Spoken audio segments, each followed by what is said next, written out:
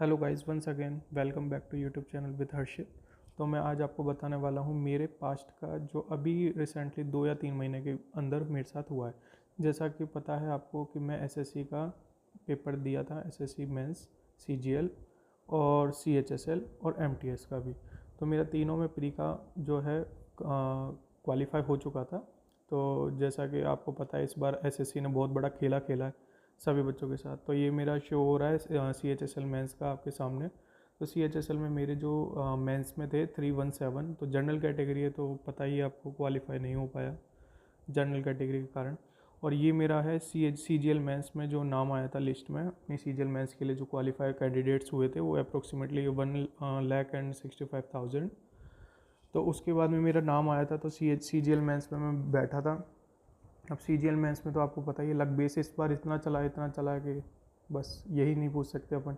CGL क्या है, अपने आप को यूपीएस से भी ऊपर मानता है, तो उसका अपन कुछ कर नहीं सकते। बट यही है कि थोड़ा लक भी है और थोड़ा माइंडसेट है कि अपना एग्जामिनेशन में माइंडसेट कैसे बैठते हैं।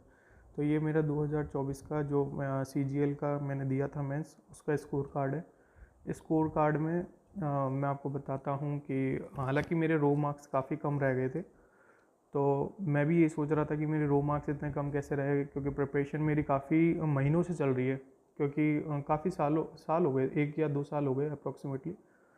तो काफ़ी महीनों से मैंने तैयारी चालू करी CGL की, दिन दिन रात रात पढ़ता रहा। बट जो फाइनली माइंडसेट है वो वहाँ पे काम नहीं करा। 18 जनवरी के मेरा जो था शिफ्ट थी, 18 जनवरी के शिफ्ट में मेरे रो मार्क्स ये थे। फर्स्ट पहले मेरे प्री में इतने थे 154 के अप्रॉक्सीमेटली, तो मेरे डेढ़ नंबर जो थे प्री में नॉर्मलाइजेशन दिया उन्होंने, तो मैं पास हो गया, बॉर्डर पे ही सही, बट मैं प्री में पास हो गया।